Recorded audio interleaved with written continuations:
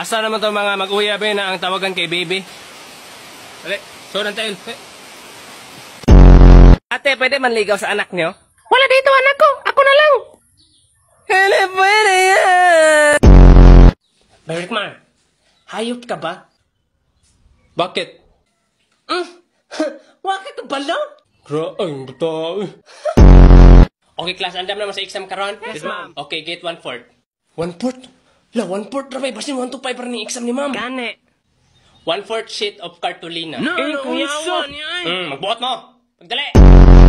Atong may aging exam, nangasoko mo sa kuha kay nganong 100 items. Muna karon, wala na nakabot og 100. Hala, wa jud na abot og 100. 99 rataman. Ipahanta mo 1 to 100 ay inyo na nang ipas. Ipa na. 100 pa bitaw taman. 1, 2, 100.